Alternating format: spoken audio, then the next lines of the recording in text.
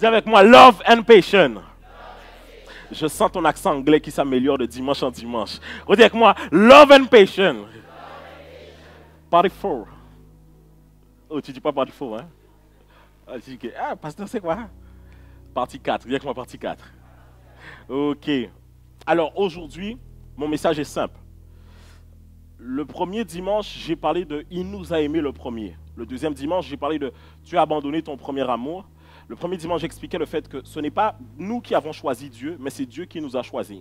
Le deuxième dimanche, j'expliquais simplement que bien souvent, il nous arrive de faire beaucoup de choses, beaucoup d'activités, beaucoup d'œuvres, beaucoup de choses dans l'Église, mais nous avons abandonné notre essentiel, Jésus-Christ. Dans quel sens? C'est que nous faisons toujours des choses pour Dieu, mais nous n'avons plus Dieu réellement dans notre cœur. Et il nous arrive à un certain moment de parler de Dieu, mais peu de parler à Dieu. Est-ce que je parle à quelqu'un? Parler beaucoup de Dieu, mais ne pas parler assez à Dieu. Est-ce qu'on est ensemble? Est-ce que vous êtes là? Non, dis à ton voisin, détends-toi, parce que ce matin, il a besoin de toi. Il faut lui dire, il a besoin de toi. Voilà.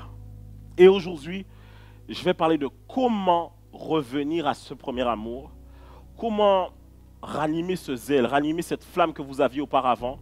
Je vais donner quelques points sur comment revenir. Parce que les gens m'ont dit, mais pasteur, effectivement, j'ai abandonné, mais comment je peux faire maintenant pour revenir? Et on va voir ça ensemble. Est-ce que vous êtes prêts? Là, je sais que ça parle à tout le monde. Parce que nous tous, au départ, nous avions des fois un truc pour Dieu. Vous savez qu'on accepte Jésus? Il y a une espèce de flamme dans notre cœur. On est prêt à parler à Jésus à tout le monde, crier sur tous les toits. On est là, non, non, Jésus est la vérité. Et puis après 5 ans, ah, vous savez vraiment, il y a beaucoup de dieux. Hein, on a tous le même Dieu. Hein, vraiment. Et c'est pas comme ça que ça finit ou pas? Parce que la foi a pris un coup. Tu ne peux même pas réellement parler de Jésus. Tu ne peux pas dire Jésus, tu dis Dieu, Dieu. Mais il faut dire Jésus si c'est lui que tu as accepté. Est-ce qu'on est ensemble? Tu laisses les doctrines, ça et là, ce que les gens disent, venir te balloter là comme ça. Et au final, tu n'as plus réellement le même engouement. Quand tu dois parler de Dieu, tu rentres dans ce truc. Ouais, mais moi, j'ai appris vraiment à ne pas forcément parler clairement de Dieu. J'essaie de montrer aux gens ma bonne nature que j'ai. Non, tu t'es refroidi. Parce que tu auras beau montrer aux gens comment tu es bon. Si tu ne parles pas de Jésus, les gens ne seront pas sauvés. Ce n'est pas ton bon caractère qui sauve, c'est Jésus qui sauve. Ah, est-ce que je parle à quelqu'un? Souvent, il y a beaucoup de choses que l'on fait, que l'on pense qu'on est en train d'avancer alors qu'on est en train de reculer. Tu n'avances pas quand tu parles moins de Jésus, tu recules. Alors ce matin, je vais vous donner des points pour revenir à ce premier amour. Pour revenir à cet état de zèle et de feu que vous aviez au commencement. Le premier point que j'ai pour vous, et j'aimerais que vous puissiez le noter, c'est prenez une décision radicale. Est-ce qu'on peut le dire ensemble? Prenez une décision radicale. La Bible nous le dit, Job, chapitre 22, verset 28. Job 22, 28. Est-ce qu'on peut le lire ensemble? 1, 2, 3. À tes résolutions répondra le succès, sur tes sentiers brillera là. À tes résolutions répondra le. À tes résolutions répondra le. Tu dois être résolu dans ton cœur de revenir à Dieu. Tu ne peux pas retrouver ce premier amour que tu avais au départ si tu n'as pas d'abord pris la décision de revenir concrètement à Dieu. Tu dois d'abord prendre cette décision. En fait, tu écoutes message après message, mais jamais tu ne prends la décision de te dire, à partir de ce jour, je reviens concrètement à Dieu. Plus de faux semblants, plus d'apparence devant les gens, mais je reviens concrètement. Parce que, les amis, laissez-moi vous dire une chose, vous pouvez tromper les hommes, mais pas Dieu. Vous pouvez faire les bonnes têtes quand vous priez, oh Seigneur, toi seul est Dieu. Dieu, lui, voit votre cœur à ce moment-là, ça. Les hommes disent, waouh, il prie trop bien. Dieu dit, ça fait longtemps que tu ne m'as pas prié en privé. Ça fait longtemps que tu ne m'as pas cherché en privé. Ah, donc en public, je suis ton Dieu. Est-ce qu'en privé, je suis ton Dieu? Vous devez prendre une décision radicale. Arrêtez de justifier vos émotions et vous donner plein d'excuses. Non, mais c'est que beaucoup de choses dans ma vie sont arrivées. Beaucoup de situations, ça arrive à tout le monde. Mais ce n'est pas parce que ça t'est arrivé que tu dois abandonner. Arrête, regarde-toi un moment dans le miroir et tu dois dire, je dois prendre une décision radicale. À chaque fois que tu écoutes une prédication, ton esprit trouve des raisonnements pour justifier que pourquoi tu ne sers pas Dieu, pourquoi tu n'aimes pas Dieu réellement. Non, mais vous savez, dans la vie, chaque personne a une route, un chemin. Non, tu t'es égaré de ton chemin depuis longtemps. prends la décision de le servir radicalement. Sois énervé avec toi-même. Il faut que tu aies une sainte colère qui dise que je prends la décision ce jour de me mettre là où Dieu m'attend, d'arrêter de justifier les choses, de trouver tout le temps des excuses. Tu trouveras des excuses et tu mourras avec ces excuses. Mais si tu décides réellement de revenir à Jésus, si tu décides réellement de retrouver ce premier amour, tu dois prendre une décision radicale. Oh, je ne suis pas fâché. Oh. Mais oh, pasteur, premier point comme ça, tu commences comme ça. Oui, mais je ne suis pas fâché. Tu dois prendre une décision radicale. Tu dois te mettre sérieux. Toi-même, mets-toi sérieux avec toi-même. Parce qu'avec Dieu, les gens ne sont pas là pour te booster. Quand tu es seul dans ta chambre, les gens ne sont pas là pour t'amener à prier. Quand tu es seul dans le lieu secret, les gens ne voient pas. C'est pour ça que le salut est personnel, c'est entre Dieu et toi. Donc les gens ne seront pas là tout le temps pour te booster. Arrête de trouver des excuses. Arrête de trouver des justifications de pourquoi tu n'étais pas là, pourquoi je n'ai pas fait ci, pourquoi je n'ai pas prié, pourquoi je n'ai pas servi, pourquoi je n'ai pas accompli ces choses. Beaucoup trop d'excuses et peu d'actions. Pour à la fin venir voir, pasteur, tu sais, j'accomplis peu de choses dans ma vie. Tu as trop d'excuses, trop d'excuses, trop d'excuses. Je sens que je n'avance pas. Trop d'excuses, trop d'excuses. Dieu vient te voir. J'ai besoin que tu rentres en jeûne pendant 3 semaines. Tu dis, oh Seigneur, mais tu sais, mon corps en ce moment ne réagit pas bien. Les docteurs m'ont dit ceci et cela. Trop d'excuses. Regarde ton voisin, dis-lui, trop d'excuses. Dis-lui, le pasteur n'est pas fâché. Hein? Mais dis-lui, il n'est pas fâché, mais il est sur nos côtes aujourd'hui. Je suis sur vos côtes, côtes même. Premier point, prenez une décision radicale. Une décision radicale qui va vous amener à un point. Soyez prêts à accomplir la volonté de Dieu. Soyez prêts à accomplir la volonté de Dieu. C'est un sous-point de prendre une décision radicale. La Bible dit dans Romains 12, 2, ne vous conformez pas au siècle présent, mais soyez transformés par le renouvellement de, afin que vous discerniez quelle est la volonté de Dieu, ce qui est bon, agréable et... Romains 12, 2. Ne vous conformez pas au siècle présent, mais soyez transformés par le renouvellement de... Vous ne connaissez pas le verset, hein? De l'intelligence, afin que vous discerniez quelle est la volonté de Dieu, ce qui est bon, agréable et vous devez être prêt à accomplir la volonté de Dieu. La volonté de Dieu, elle peut être bonne, agréable et parfaite. Dans quel sens? Cela veut dire qu'aujourd'hui dans votre vie, il se peut que vous ne soyez pas dans la volonté parfaite de Dieu, mais dans la volonté bonne. Ça veut dire quoi? Que vous fassiez le minimum requis de ce que Dieu vous a demandé. La volonté agréable, c'est quand vous faites un peu d'effort, mais que vous avez quand même décidé, à certains endroits, de ne pas tout vraiment vous conformer à tout ce que Dieu vous demande. La volonté parfaite, c'est quand vous vous alignez parfaitement à ce à quoi Dieu vous a appelé. Vous devez être prêt à accomplir la volonté de Dieu. Prêt à vous dire qu'aujourd'hui, ma vie doit dépendre de Dieu. Prêt à me dire que ma vie doit être la volonté manifestée de Dieu sur terre. Sauf que le problème, c'est que si tu es trop vivant de toi-même, tu ne peux pas accomplir la volonté de Dieu. Parce que tu sais, à un certain moment, quand tu rencontres Dieu, Dieu voudra te faire passer à une étape supérieure. Mais son étape supérieure vient avec sa volonté. Sauf qu'il y aura un combat entre tes propres désirs et les désirs de Dieu. Tes propres ambitions et ce que Dieu veut pour toi. Il y aura comme une dualité entre les deux. Si tu continues à choisir tes propres ambitions, ce que toi-même tu veux, tu finiras par te refroidir. Mais si tu décides de t'appliquer à la volonté de Dieu, tu verras cet amour que tu as grandir au-dedans de toi. Applique-toi sincèrement à la volonté de Dieu. Dis à ton voisin la volonté de Dieu. Ce matin, je te donne une autorisation. Je vais te la donner. Attends, je vais t'expliquer c'est quoi. Prends ton coude, fais ton coude comme ça. Fais ton coude comme ça. Tu vois le coude que tu viens de tirer, c'est comme les bâtons de billard là, comme ça. Tu as le droit de taper les côtes de ton voisin. Quand je te dis de dire, tu lui tapes les côtes comme ça. Ensuite, mon deuxième point avec prenez une décision radicale, c'est soyez prêts à délaisser ce qui vous empêche de vous rapprocher de Dieu. C'est ça le truc aussi. C'est qu'entre vous et Dieu, vous avez vous-même érigé des choses que vous ne voulez pas sacrifier. Vous avez beaucoup de choses entre vous et Dieu. Vous voulez que je pousse ou pas? Bon, Le truc que j'allais te dire de base, que j'ai l'habitude de dire, c'est le dimanche, c'est qu'il y a un homme et une femme entre Dieu et vous. Ça, c'est vraiment le truc 99% des Antillais. Quand ils chutent un endroit, c'est qu'il y a un homme et une femme quelque part. Vraiment, je sais de quoi je parle. Parce que nous, le peuple entier, on aime quand même l'amour, on aime ce genre de truc-là, ça. Ouais, n'est-ce pas? N'est-ce pas? Soyons vrais, n'est-ce pas? Donc le point souvent, c'est ça. Mais sauf que, mis à part ça, il y a d'autres choses. Je peux pousser? Est-ce que je peux pousser? Dis avec moi, pasteur, je te pardonne. Pasteur, je te pardonne. Alors, il y a un point des fois qui t'empêche d'avancer avec Dieu et qui t'empêche d'être radicalement avec Dieu, c'est que ou trop rosse. Ou trop rosse, c'est ça, il fallait que je te dise ce matin. Ou trop rosse. C'est ça le point. Désolé pour ceux qui vont suivre sur Internet, ils vont comprendre. Ce que je vais exprimer, c'est que quand tu viens à l'église, tu viens avec ta propre pensée. Le pasteur prend la parole de Dieu et il l'éclaire comme ça. Il dit, voilà, voici les principes de Dieu. Tu dis, moi, ce que je pense. Toi, ce que tu penses. Si tu veux marcher avec Dieu, ce n'est pas toi ce que tu penses. C'est ce que Dieu veut pour toi. Parce que dans vos pensées, vous avez beaucoup de choses. Beaucoup de justifications. Les gens vous disent, moi, ce que je pense, pasteur, c'est que s'il m'aime, on peut avoir des rapports sexuels. Non, mais vous rigolez. Mais c'est la vérité.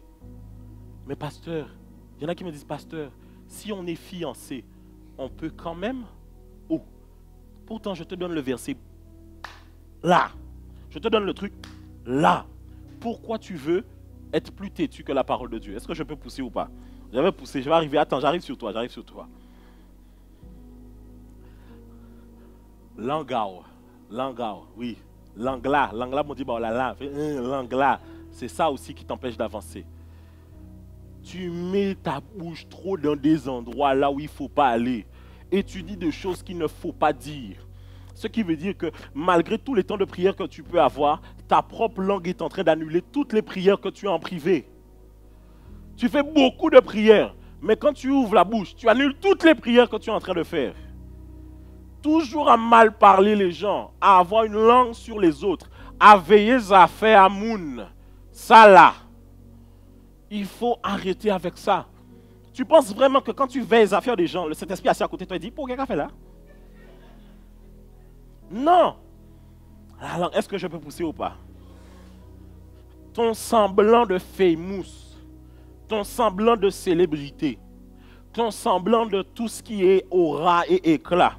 Parce que vous savez, hein, des fois, vous pouvez arriver à l'église, mais vous aviez quand même une réputation que vous dites que je dois préserver quand même. Moi, quand j'étais au lycée, je n'étais pas n'importe qui quand même. Ok? Donc, moi, quand j'arrive ici, je ne suis pas n'importe qui. Dieu va toucher à ça. Dieu va toucher à ça d'abord, ça là. Le truc qui fait que tu bombes comme ça là. Parce que tu gagnes 3500 €. Tu bombes comme ça. Dieu ne peut pas te parler. Tu bombes beaucoup trop. Tu as trop de couronnes qui sont sur ta tête. Beaucoup trop d'accomplissements. Beaucoup trop de choses. Moi je. Ça là, ça t'empêche d'avancer avec Dieu. Ça t'empêche d'avancer avec Dieu. Je peux pousser encore? Vous savez, l'idolâtrie n'est pas que sur envers des fausses divinités, n'est pas envers des hommes ou quoi que ce soit, mais des fois l'idolâtrie, c'est envers nos propres émotions. Oui, beaucoup d'entre vous, vous idolâtrez vos émotions. Ça veut dire quoi? Quand vous êtes triste, personne ne peut vous faire sortir de la tristesse. Non, je suis comme ça. On m'a blessé. C'est comme ça que je suis. Je ne peux pas changer. Ça veut dire que malgré tout ce que Dieu peut te dire, tu as décidé que c'est comme ça que tu es parce que quand tu sens ça, cette émotion, vous savez, l'émotion qui te caresse. Et puis tu es malin. Au lieu d'aller écouter de la louange, vraiment qui va te mettre bien, tu vas aller écouter Diams Vita. Mel, assieds-toi, il faut que je te parle. J'ai passé la journée dans le noir. Mais je le sens. Non mais c'est ça. Au lieu d'aller te mettre réellement dans la présence de Dieu, tu vas écouter un son qui va il va te mettre encore plus dedans. Les sons remontent à la surface. Tu vas écouter. Sans amis, la vie, l'arrête, mais tant pis. Sans amis.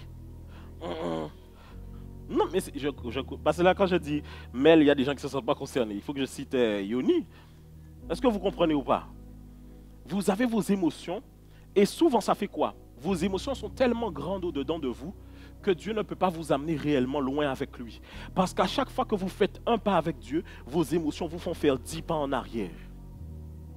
Quand toi tu es énervé, personne ne peut te parler. Quand tu es en colère, personne ne peut te parler. Quand tu es vexé, personne ne peut te parler. À un moment, tes émotions, c'est bien. Dieu a créé les émotions. Mais tes émotions ne doivent pas prendre le pouvoir sur toi. Est-ce que je parle à quelqu'un? Il y a des gens, quand ils sont énervés, on ne peut rien leur dire. Quand ils sont en colère, on ne peut rien leur dire. Ils cassent tout, ils fracassent tout. Ah! Tu dois arrêter avec... Est-ce que je peux pousser ou pas? J'aime bien ce matin. Je vais dans vos affaires, vos business. Mais on ne va pas garder des affaires. Merci bien. Est-ce que je peux pousser? Le deuxième point. Dis avec moi, deuxième point. Rappelez-vous ce que Dieu a fait pour... Rappelez-vous ce que Dieu a fait pour... On va lire un verset, je veux qu'on le lise tous ensemble. Deutéronome chapitre 8, verset 14. Prends garde que ton cœur ne s'enfle et que tu n'oublies ton Dieu qui t'a fait sortir du pays, de la maison de... On va reprendre. Prends garde que ton cœur ne... Et que tu n'oublies l'Éternel, ton Dieu qui t'a fait sortir du pays d'Égypte, de la maison de servitude. Si tu ne veux pas perdre ce feu que tu as pour Dieu, tu dois te rappeler de ce que Dieu a fait pour lui et que c'est pour toi et que c'est lui qui a fait pour toi. Vous savez pourquoi? Quand on arrive à Christ, on a cette humilité de dire que ce que j'accomplis, je l'accomplis par la grâce de Dieu parce que vraiment c'est la miséricorde de Dieu. Vient un moment où vous faites des exploits, vous finissez sans le dire par avoir une logique qui vous dit que de toute façon, c'est moi et moi seul qui m'est permis d'arriver là. Moi et ma propre discipline, moi et mes propres choses qui m'ont permis. Parce que moi je prie quand même. Hein. Parce que moi je lis la Bible quand même. Hein. Les gens à l'église, ils ont besoin de l'enseignement du mercredi. Moi, j'en ai pas besoin. Dieu voit ta pensée. C'est pour ça qu'elle est exposée maintenant. Hein? Les gens à l'église, ils ont besoin, mais moi, j'en ai pas besoin. Tu arrives à un temps où ton cœur s'enfle et tu commences à croire que tu connais Dieu. Tu commences à croire que non, mais moi, je connais Dieu. Vous savez, il y a des gens, quand on leur parle de Dieu, non, mais je connais Dieu. Tu connais Dieu. Oh, tu connais Dieu. Si tu le connais réellement, vraiment, viens, enseigne-moi. Parce que moi, malgré toutes les années là, je ne le connais pas totalement. Tu ne peux pas être dans ce truc-là où tu dis, moi je connais, moi je sais. Et tu as une assurance pour te dire que de toute façon, moi je ne suis pas comme les autres. N'oublie jamais ce que Dieu a fait pour toi et de là où il t'a retiré. Aujourd'hui, tu es en train de t'enorgueillir de ta liberté, mais tu oublies qui est-ce qui t'a ouvert la cage. Tu es en train de t'enorgueillir parce que tu te promènes ça et là, tu es libre, mais tu oublies qui est-ce qui t'a sorti de cette prison. Et je viens ouvrir une parenthèse. Beaucoup de gens se disent, ouais, mais moi dans ma vie, je n'ai pas de problème. C'est faux. Vous voulez que je pousse ou pas? Ce n'est pas que tu n'as pas de problème, c'est que tu n'as pas encore créé des problèmes au diable. C'est ça. C'est parce que tu n'as pas encore créé de problème au diable. Le jour où tu commences à créer des problèmes au diable, tu te rends compte de tous les problèmes que tu avais. Sauf que le diable, il fonctionne comment? Pendant 5 ans, 10 ans, 20 ans, 30 ans de ta vie, tu n'auras jamais de problème et tu estimeras que les gens qui sont vers Dieu, c'est parce qu'ils ont des problèmes. Mais tu ne sais pas que tu es en danger. En fait, le diable, il met des mines dans ta vie. Il place des choses ça et là. Tu crois que quand ta maman a été te faire le lavage quand tu étais jeune, le diable a oublié ça? Quand tu as été prendre bain des marées, tu crois que le diable a oublié ça? Quand tu as fait des alliances avec les gens, le diable a oublié ça. Le diable n'a jamais oublié ça. Sauf qu'il attend le jour où tu auras des problèmes. Tu lui créeras des problèmes. Il va activer toutes ces choses dans ta vie. Ne t'enorgueillis pas de te dire que moi je n'ai pas de problème. Tu as des problèmes, c'est que tu ne les vois pas. Un jour, je prie pour une sœur et je prie par rapport à un esprit que je vois. L'esprit se manifestait sur une certaine forme animale. Et je prie et je chasse ça. La sœur vient me voir le lendemain. Elle me dit, pasteur, je ne sais pas qu'est-ce qui s'est passé. Quand je suis rentré à la maison, j'ai trouvé un truc comme ça dans la maison et puis, bam, le truc a disparu. Et elle m'a dit, c'est la première fois que je le vois. Moi, je n'ai jamais l'habitude de voir ces choses-là, je ne veux pas les voir. Je lui ai dit, ma sœur, c'est la première fois que tu as vu, mais ce n'est pas la première fois que c'était là. C'est que tes yeux se sont ouverts sur là où tu étais. Tu sais ce que tes grands-parents, tes parents ont fait pour pouvoir avoir des choses et acquérir des choses. Regarde ce que les gens aujourd'hui, pour acquérir beaucoup de choses, pour acquérir des réponses, vont chez les cacouets, les gadettes, affaires, ce genre de choses. Même si on t'a menti, on t'a dit que non, c'est des bonnes choses. Ils travaillent avec des esprits mauvais. Ces esprits-là, quand ils rentrent dans ta famille, ils se positionnent là et ils attendent le seul moment où tu fais des problèmes à leur propre business. Ils vont réveiller toutes ces mines-là qu'il y a dans ta famille. Toutes ces choses. Tu es riche. Parce que tu n'as pas encore choqué le diable. Le jour où tu vas le titiller, il va récupérer ce que lui-même il t'a donné. Et je le disais une fois, mon pasteur expliquait une situation, il disait qu'il y a une femme qui lui disait qu'elle avait des maris de nuit. Et mon pasteur lui a dit, ok, je peux prier pour toi alors, mais voici ce qui va se passer. Une fois que j'aurai prié que les maris de nuit ne seront plus là, les hommes dans la rue ne viendront pas te draguer. Les gens n'auront pas ce truc-là pour venir te draguer. La sœur a dit, pasteur, laisse. Laisse. Parce que ce que l'oracle... Vous avez jamais vu ça? Il y a des gens, ils ne sont pas forcément super beaux. Mais ils attirent les gens naturellement à eux. Les gens ont envie d'être avec eux. Les gens ont envie, les copines, les copains, naturellement comme ça. Mon ami, ne t'enorgueillis pas de ça. Tu ne sais pas qui est-ce qui est en train de te donner cette chose. Tu ne sais pas encore qui. C'est parce que tu n'es pas encore dans la présence de Dieu. Quand tu seras dans la présence de Dieu, Dieu va mettre une lumière et il va te permettre de voir là où tu étais. Moi, je me rappelle, au tout début de mes années chrétiennes, je passais par la délivrance et je me rappelle, un soir, mes yeux s'ouvrent et je vois, je suis couché sur le lit. Ça fait des années, pardon. Je n'ai pas dit que, oh, pasteur Lani, c'est bien là, ça. C'est pas ça.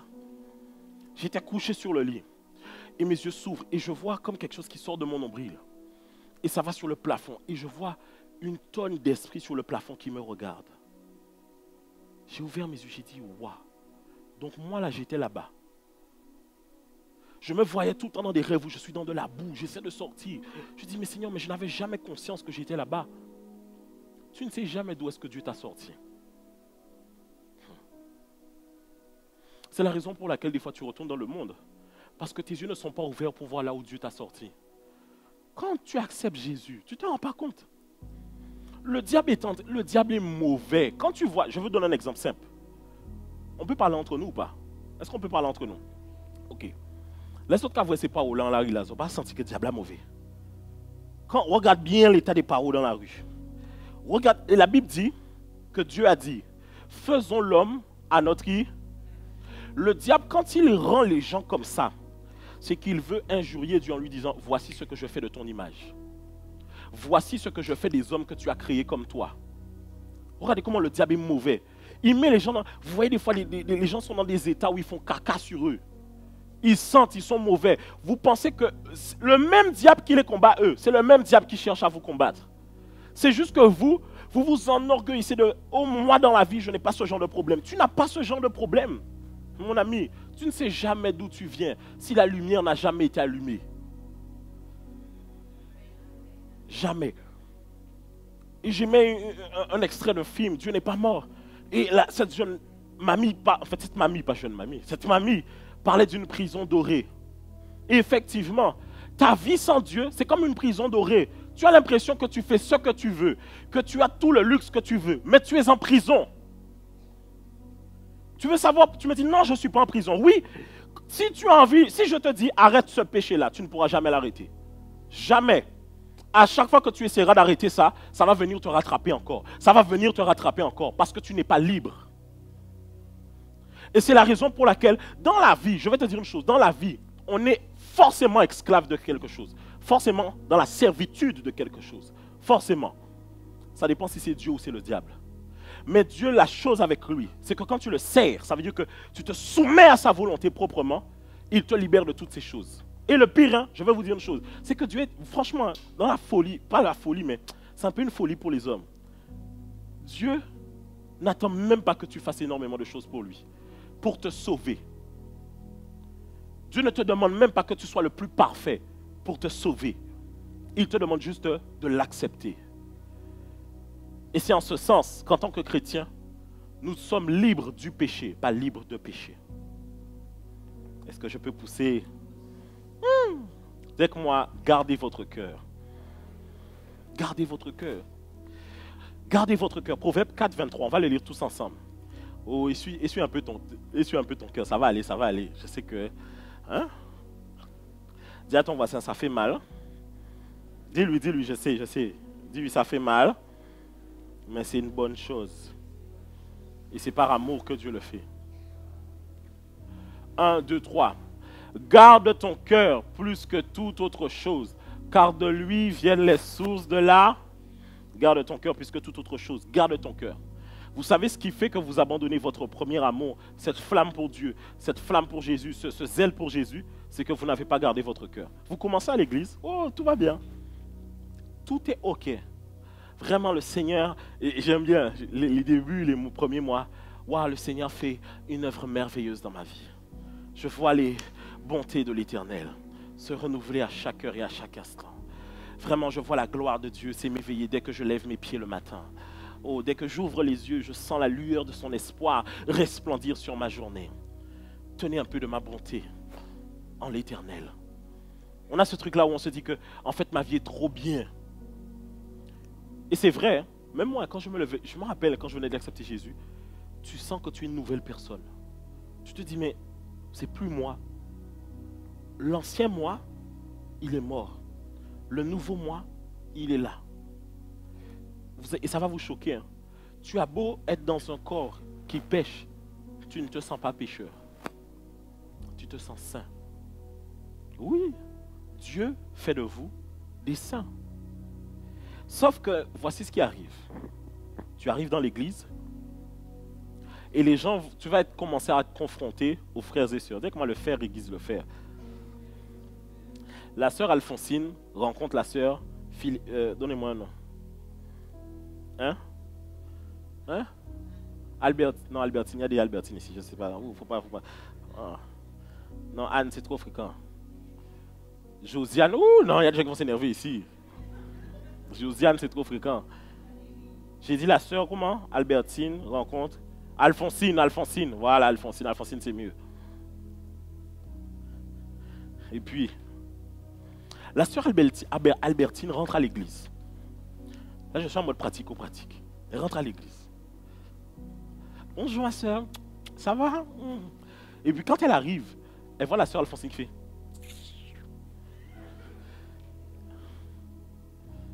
Après, pendant la louange et l'adoration, elle est comme ça.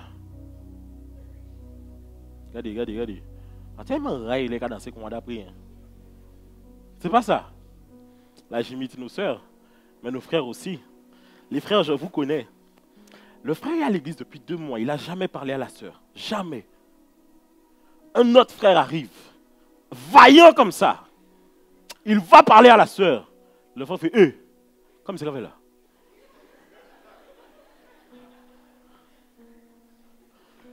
Comme c'est qu'il fait là. Pasteur, tu n'as pas dit que non, il faut se concentrer sur Jésus, love and passion. Alors que lui, il était sur la sœur. Ça fait longtemps. Mon frère, voici 2 solutions pour toi. Première solution, prends ton courage à deux mains, va parler à la sœur. Deuxième solution, garde ton cœur.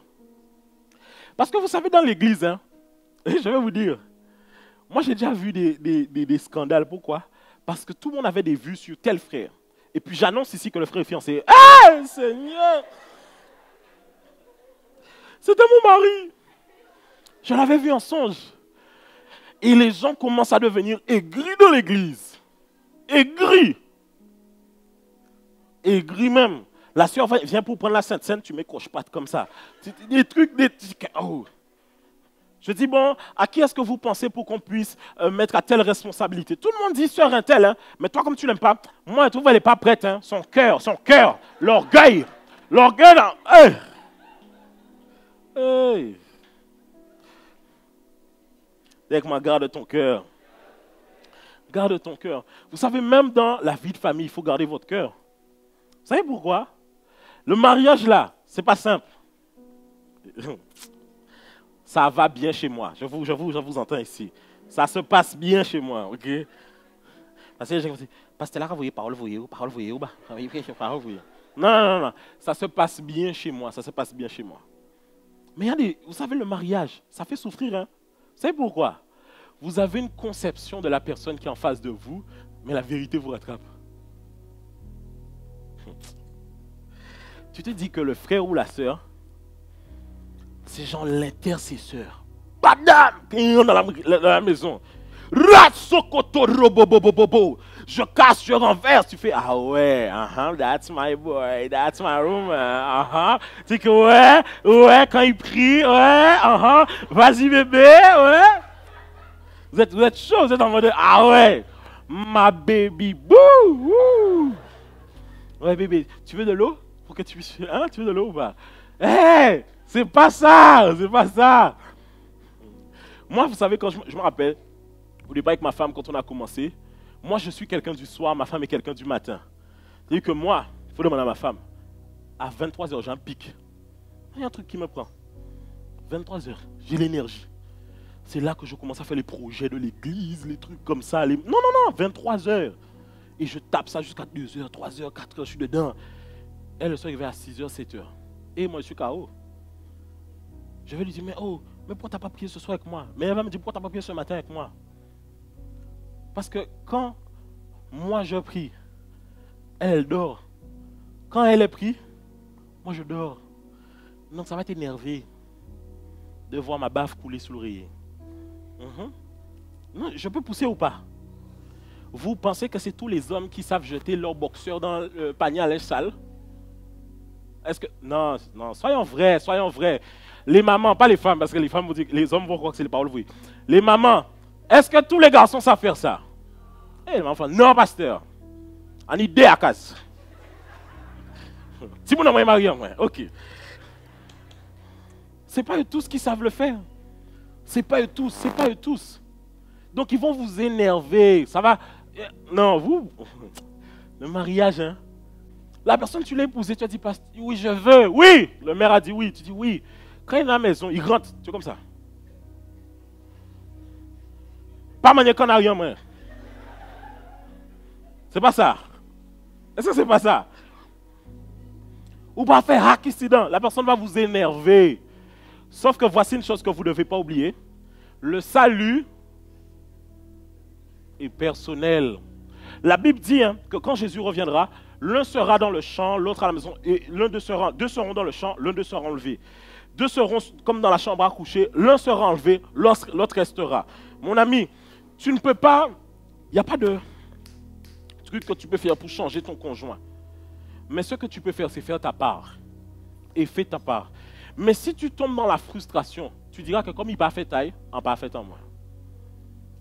Et tu arrêtes de prier parce qu'il ne prie pas. Tu arrêtes de chercher Dieu parce qu'il ne cherche pas Dieu. Tu arrêtes de faire des choses parce qu'elle ne fait pas à manger. J'avais envie d'aller plus loin, mais pas là-bas. Non. Il faut être sage. Ça me tente, mais... Non, je vais y aller. J'ai trouvé un angle d'attaque. Non, j'ai trouvé un angle d'attaque. Il faut que je ramène ça dans la prédication, vous aussi. Vous voulez que je vous donne l'angle d'attaque ou pas? Mon frère, quand tu es marié, tu es dans une condition où tu peux relâcher la pression. Comprenez ce que vous comprenez. Comprenez pas, ça c'est vous et vous. Vous n'allez pas suivre ce que vous n'allez pas poursuivre. Mais je dis que vous êtes dans une condition où vous pouvez relâcher la pression. Ok. Et si maintenant elle est fâchée avec toi et qu'elle ne veut plus que tu relâches la pression, comment tu fais? Mesdames, vous comprenez pas. Vous dites, mais c'est pas le plus important, pasteur. Ça, c'est vous. Pour les hommes, c'est casse-tête. C'est casse-tête. C'est là où je dis aux femmes, j'ouvre cette parenthèse très rapidement, quand vous êtes mariés, la Bible dit bien que vous ne pouvez vous refuser l'un à l'autre que si c'est pour vaquer à la prière. Dans l'autre des cas, que ce soit vous, mesdames, ou que ce soit monsieur, vous vous appartenez l'un à l'autre.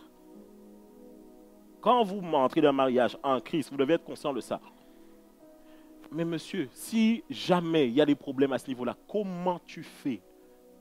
Comment tu fais? Tu vas arrêter de servir Dieu? Tu vas arrêter de venir à l'église?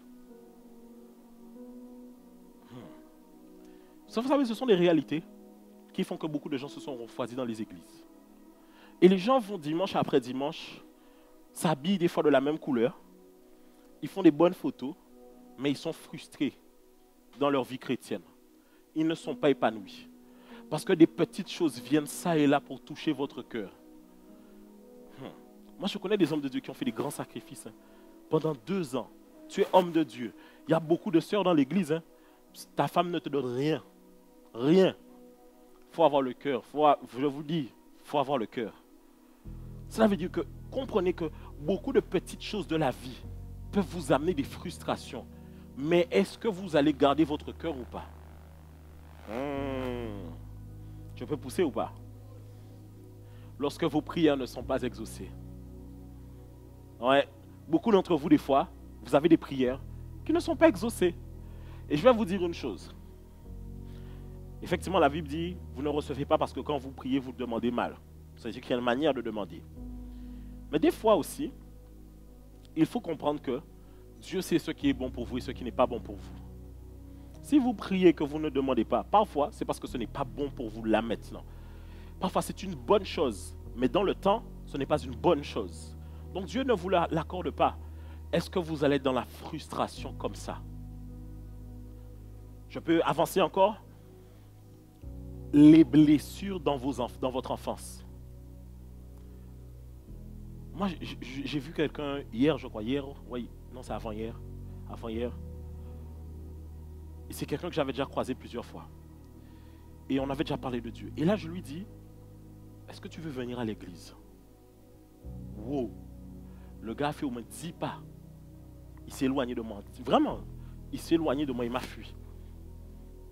Et il m'a dit que non, je ne juge pas les gens d'église, mais j'ai compris, quand on a parlé très rapidement, qu'en fait, c'est parce qu'il a des gens dans sa famille qui lui ont peut-être fait du mal et qui vont à l'église.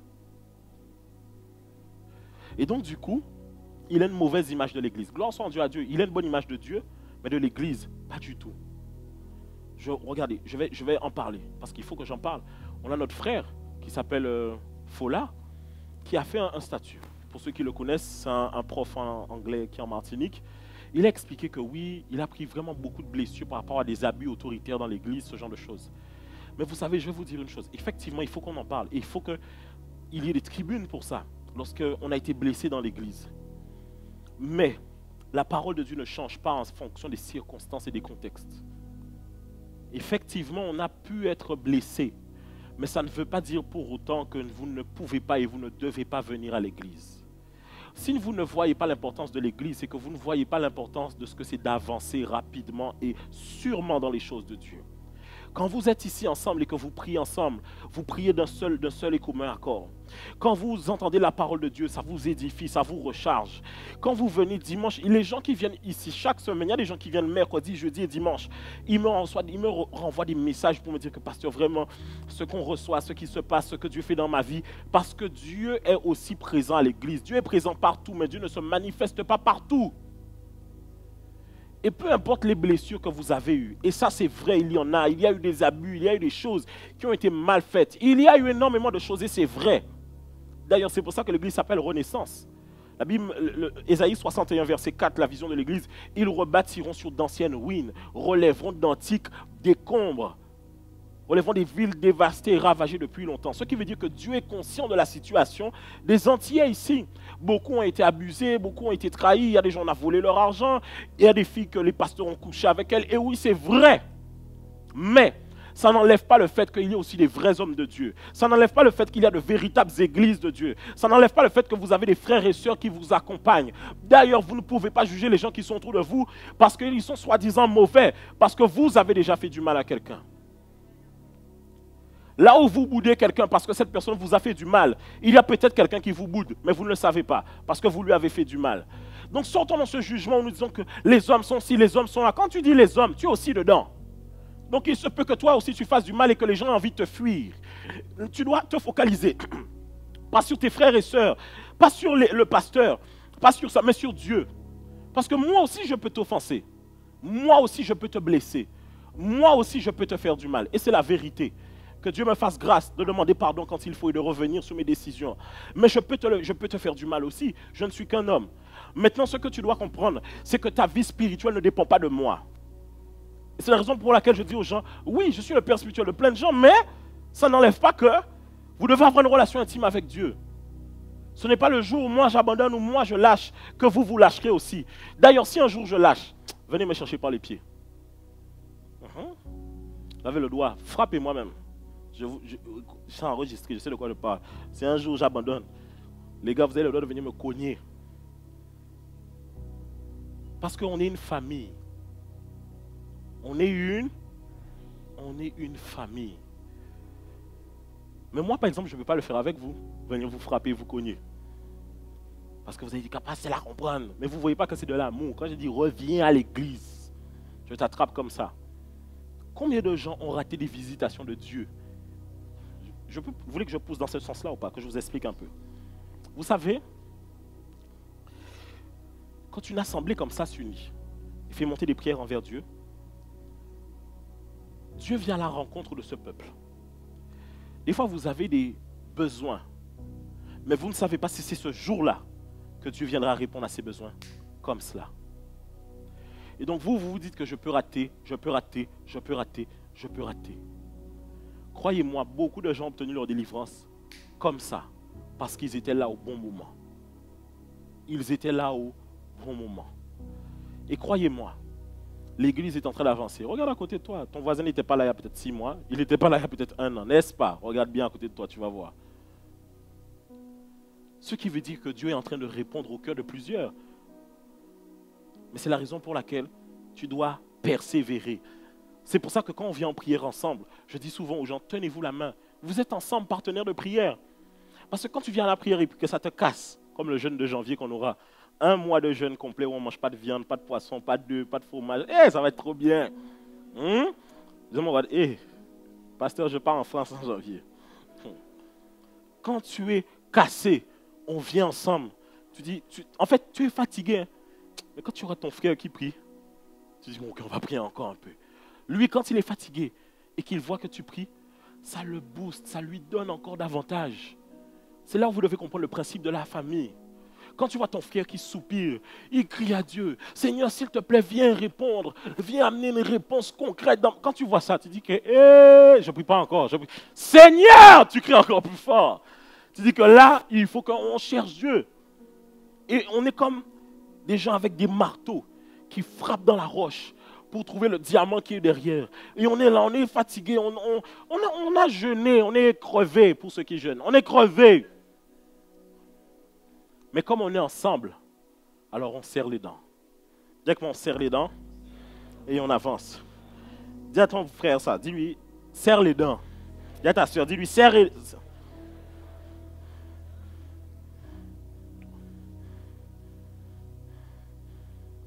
J'ai cru entendre quelqu'un dire en panier.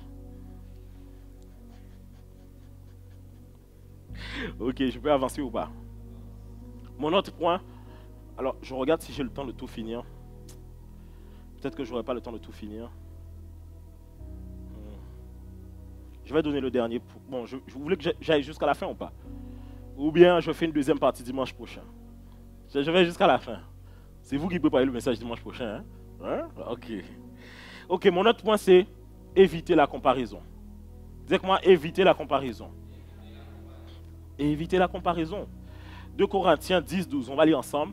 Nous n'osons pas nous égaler ou nous comparer à quelques-uns de ceux qui se recommandent eux-mêmes, mais en se mesurant à leur propre mesure et en se comparant à eux-mêmes, ils manquent d'intelligence.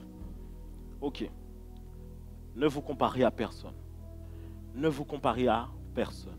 Vous voyez le point où les gens font bien. Moi, je vais vous donner le point inverse. C'est que souvent, vous commencez et vous êtes zélé. Mais vous regardez la vie de votre frère, qui ne prie pas, ne cherche pas Dieu, ne se consacre pas, et qui a l'air de prospérer. Et vous vous dites, mais si lui ça marche alors qu'il ne paye pas autant de prix que moi, alors moi aussi je peux ne pas payer tout ce prix. Et vous finissez par réduire votre niveau de consécration par rapport aux frères à côté de vous qui ne se consacrent pas réellement. Parce que vous vous dites que si lui ça marche, moi aussi ça marche. Laisse-moi te dire que tu as un Dieu, un chemin et un destin. Ton chemin n'est pas le chemin de ton voisin. Si quand on a dit qu'on jeûne, ton voisin dit « Ouais, mais je peux manger une pomme, le pasteur abuse », toi tu jeûnes. Si quand le pasteur a dit que là on va chercher Dieu comme pas possible, ton frère dit « Ouais, mais Dieu est déjà là, on cherche Dieu alors qu'il est au-dedans de nous » et puis commence à te prendre des versets pour justifier pourquoi il ne cherche pas Dieu. Toi tu jeûnes et tu laisses ton frère de côté. Parce que tu ne dois pas te mettre au niveau de ceux qui ne veulent pas avancer avec Dieu. Et le problème, c'est que quand on est tous ensemble à ne pas faire d'efforts, on se complaît là-dedans. On se dit, mais vu qu'on est tous ensemble à ne pas faire d'efforts, alors pourquoi on va changer? Et je pense que c'est ça la problématique qui a fait que l'évangile en Guadeloupe n'a pas beaucoup avancé. Les gens comparaient les choses entre eux. Donc si, quand tu es arrivé, la plus grande église, c'était 100, quand tu arrives tu as gagné 150 âmes, tu te dis, c'est bon, je suis arrivé. Mais non, on est 400 000 sur cette île, enfin un peu moins de 400 000. C'est sûr qu'il y a beaucoup plus à atteindre, beaucoup plus de gens à gagner pour Christ. Est-ce qu'on est ensemble? Ton frère, ta soeur, lui, ça va bien, il prospère financièrement, je parle financièrement. Mais quand il fait les offrandes, quand il lâche, ça fait... Tu connais le genre d'offrande là en question, n'est-ce pas? Ça fait... Tu dis, mais moi,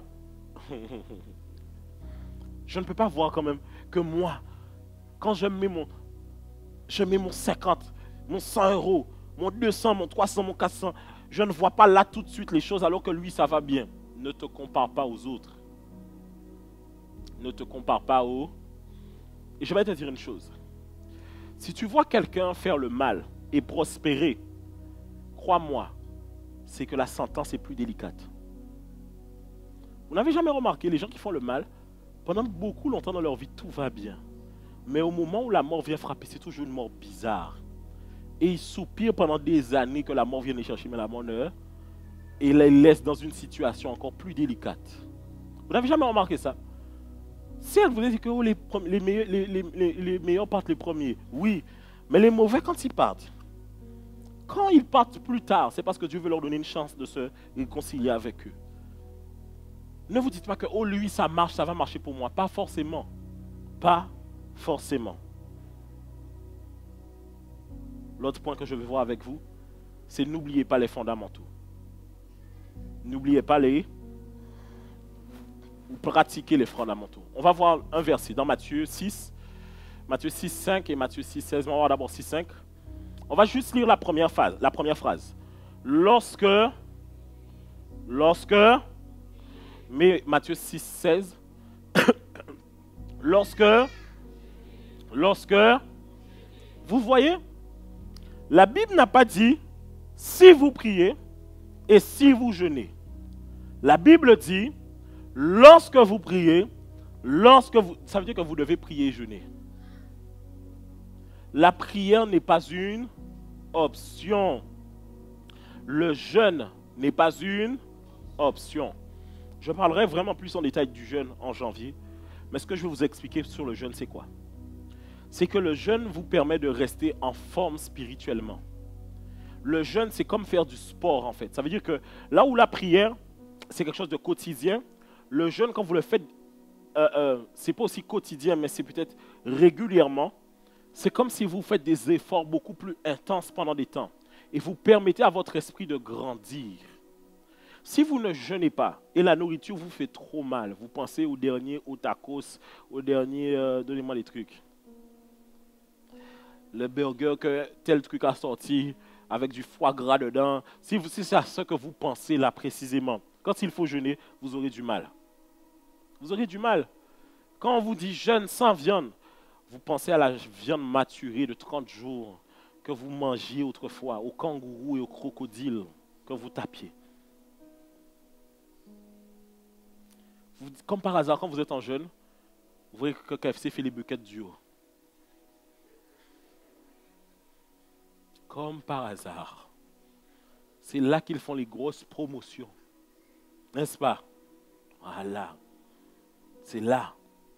C'est là qu'il y a les grosses promotions sur les gros buffets à volonté, 12 €. Donc là, on n'a pas à jeûner. Il n'y avait pas ça. Mais maintenant que je prends la décision, vous n'avez pas remarqué ça? Quand vous jeûnez, c'est là où à la maison on fait les langoustes. C'est là à la maison on fait le lambi, le chatrou. C'est là, comme par hasard. Un lambi qui était dans le congélo depuis 2 ans. Hein. C'est là, aujourd'hui, une inspiration est venue de faire un bon... Et puis quand le fricassé fait avec la cocotte humide, tu sens que là, il y a un truc dangereux qui se prépare dans la cuisine. Mais ce n'est pas pour... Mais c'est le prix à payer. Moi, ça m'est déjà arrivé pendant, et je l'ai déjà expliqué une fois, pour pouvoir chercher Dieu par rapport à des situations, de ne pas dormir pendant plusieurs temps sur mon lit, à même le sol. Juste un drap en guise de matelas, mais vraiment un drap, quoi. Juste pour ne pas avoir froid. C'était en France pendant l'hiver. Mais mon dos me faisait mal. Mais on cherche Dieu, parce qu'on veut aller plus loin avec Dieu. Et je vais arriver sur mon point final. On peut le lire ensemble. 1, 2, 3. N'oubliez pas que le temps est... N'oubliez pas que le temps est... Oui. Parfois, vous vous refroidissez dans votre amour parce que vous oubliez que vous quitterez cette terre un jour. Je vois beaucoup de gens qui me disent, pasteur, je règle d'abord ça, ensuite je vais servir Dieu. Pasteur, je fais tout mon possible pour comme ça, j'aurai un bon peut-être revenu pendant un temps, je vais coffrer, et puis comme ça, je vais servir Dieu. Est-ce que tu es sûr que demain tu vivras? Pasteur, je viens de me marier, donne-nous au moins 1 an pour qu'on puisse bien profiter du mariage. Est-ce que tu es sûr que tu vivras jusque-là? Même si tu as 15 ans, 16 ans, 17 ans, est-ce que tu es sûr que tu verras demain? Tu n'es pas sûr. Et si tu as conscience que le temps est compté, cela veut dire que tu iras quelque part après cette terre. Même si tu n'y crois pas, mon ami, je vais te dire une chose. Si quand tu dors et puis que tu fermes les yeux, tu vois des choses, c'est que crois-moi, tu verras des choses aussi quand tu partiras. Je vais vous donner un point simple. Parce que je sens qu'il y a des gens qui doutent qu'il y a quelque chose après la mort. Regardez. Je suis d'accord que biologiquement parlant, le corps d'une femme a été constitué pour recevoir une semence et donner vie à cette semence. Ok. Mais d'où vient l'esprit de cet enfant qui est en train de naître? L'enfant peut naître, il n'y a pas de souci. Biologiquement, dans la reproduction, l'enfant naît de manière physique, il a un corps, il a une tête, je suis d'accord, c'est possible. Parce que les plantes le font, toutes ces choses le font. Mais où vient l'esprit de cet enfant? D'où il vient? D'où il vient que cet enfant a un esprit réfléchi? C'est la femme même qui a ça et puis elle a téléchargé ça comme ça. Non. C'est que c'est Dieu qui a envoyé cet enfant.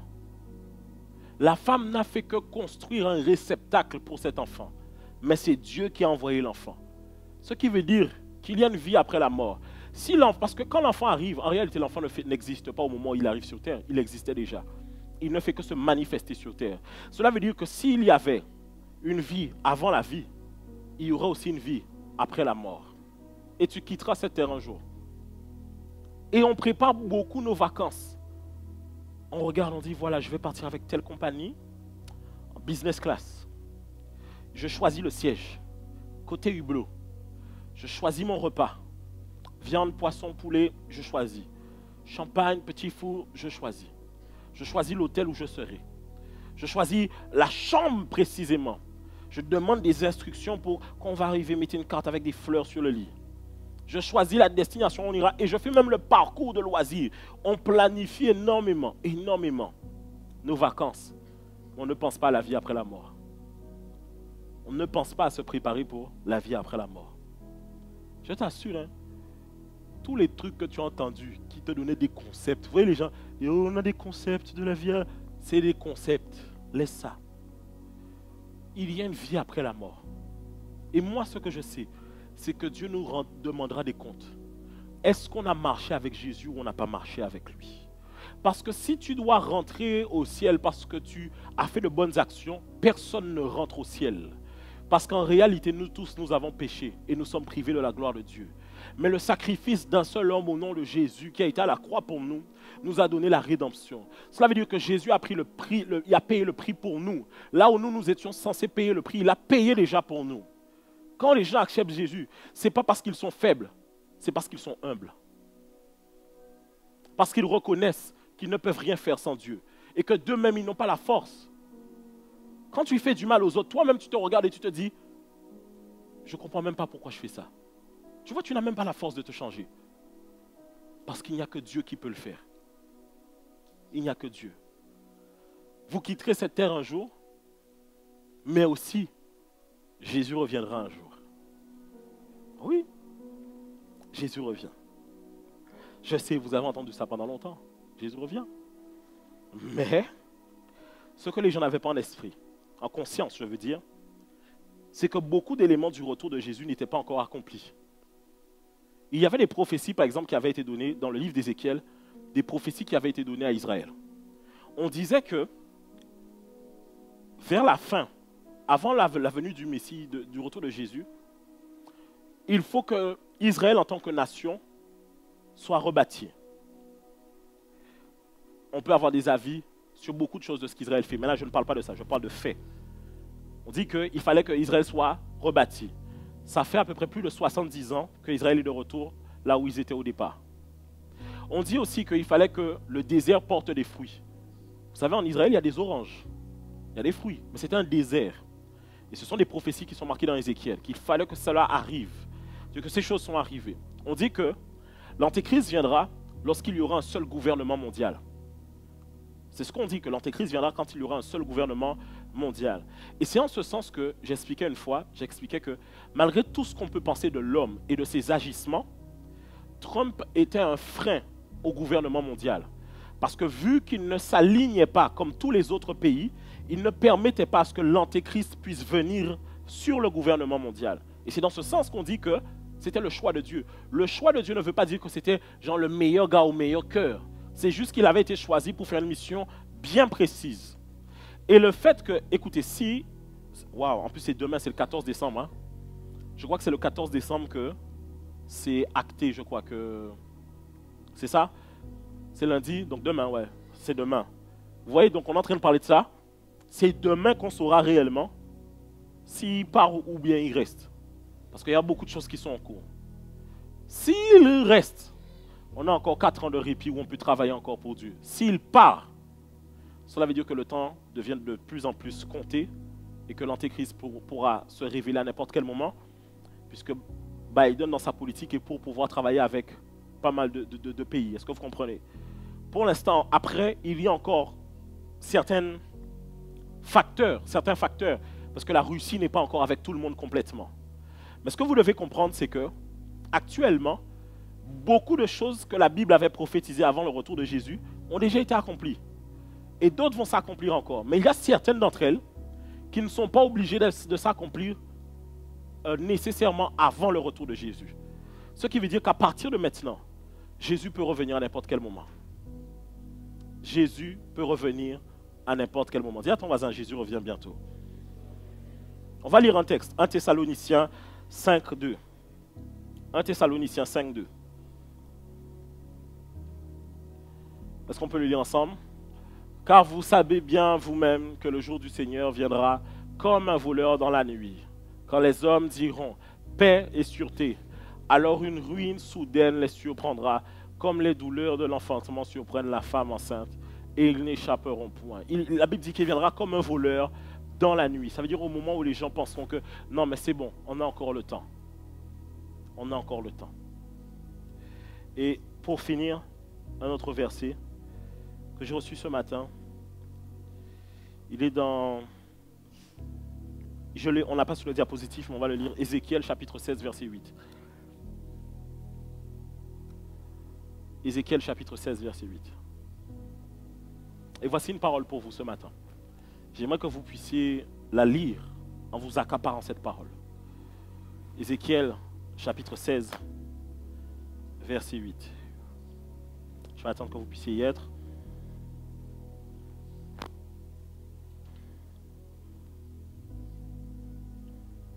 Ézéchiel 16, verset 8. C'est bon? Ok. 1, 2, 3. Je passais près de toi. Je te regardais. Et voici... Est-ce que vous êtes là? Vous êtes là ou pas? On va le lire tous ensemble. 1, 2, 3. Je passais près de toi. Je te regardais. Et voici ton temps était là. Ah, on va le reprendre. Et voici... Dis avec moi. Et voici mon temps est là. Le temps des amours. C'est ce qui est marqué, n'est-ce pas? On est dans quelle série? Donc on va reprendre ensemble. Je passais près de toi, je te regardais, et voici ton temps était là, le temps des amours. J'étendis sur toi le pan de ma robe. Je couvris je te jurais et je fis alliance avec toi, dit le Seigneur, l'Éternel, et tu fus à moi. Bon, on va le relire ensemble. Il faut qu'on prenne conscience de ce verset. On va essayer de le mettre à la première personne du pluriel. Ok? Première personne du pluriel. 1, 2, 3. Il passait près de nous, il nous regardait. Et voici notre temps était là, le temps des amours. Il étendit sur nous le pan de sa robe et il couvrit notre nudité. Il nous jura fidélité et fit alliance avec nous, dit le Seigneur, l'Éternel, et nous fûmes à lui. Voici le temps des amours, où Dieu veut reprendre cette relation avec toi. Quand je vous donne tous ces points, c'est simplement parce que j'ai réellement envie que vous puissiez revenir concrètement à Dieu. Ce serait dommage d'avoir payé autant de prix pendant plusieurs années et d'abandonner à la fin. La Bible dit la fin d'une chose vaut mieux que son commencement. Vous avez peut-être commencé des fois difficilement. Vous avez commencé des fois avec des difficultés. Mais il vous a donné l'occasion de finir bien en cette saison. Que Dieu vous bénisse, c'était mon message pour vous.